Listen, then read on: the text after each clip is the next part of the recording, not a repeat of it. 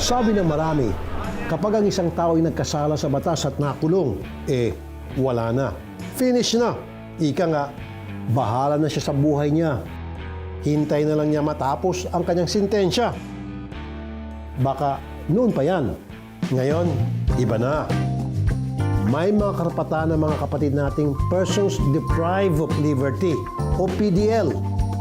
Dahil ang penal system ngayon, hindi na lang pagpaparusa, kundi pagrereforma. Isa sa mga karapatang ito ay ang mabisita ng asawa o kinakasama. Ang tawag dito ay conjugal visitation. Dito sa Manila City Jail, may pagkakataon ng bawat preso na masolo at makasiping ang kanilang katuwang sa buhay. Bagaman may mga kasong kinakaharap, hindi pinagkakait sa kanila ang karapatan na makasama pa rin si Mrs. o ang kanilang kinakasama. Ito po ay pangangailangan din ng ating mga PDL. Maaaring sila po ay deprived of liberty po, pero hindi po sila deprived of love po. Sila po ay hindi pa po napapatunayan na guilty po sa kanilang mga kasalanan, kaya we are presuming na sila po ay innocent. Bukod pa ito sa face-to-face visitation. Pero kung ang normal na pagbisita ay tumatagal ng 1 oras, ang conjugal visit ay 15 minutes lamang. Kapag narinig ang buzzer, time's up na. Posible pa kaya mapahaba ito? And possibly po, kung maayos na po yung ating conjugal area, may maayos na ventilasyon, tapos po yung mga gamit po doon, mga kagamitan ay maayos, posible pong extend po natin siya hanggang 30 minutes po para po sa mga mag-aabil nito. Medyo matagal-tagal yung bonding nila sa loob. Ito po ay part ng Welfare Development Program po ng BJP para po sa ating mga persons deprived of liberty. Ang PDL na si Manny, halos 2 buwan pa lang na nakakalaya mula sa 1 dekadang pagkakakulong sa Davao Penal Farm. At muli siyang napiit dito sa Manila City Jail. Sabi niya, sabik siya sa pagdalaw ng kanyang kinakasama.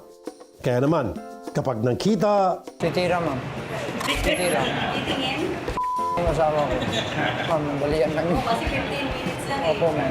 Okay na po kasi inahabol yung oras kulang sa oras Sa pag-iikot natin sa kulungan, nalaman nating may mga LGBTQ member din dito. Ang kanilang problema, hindi pa sila kabilang sa mga pinapayagan sa conjugal visit. Wala pa kasing patakaran para dito dahil sa kakulangan ng dokumento ng kanilang relasyon.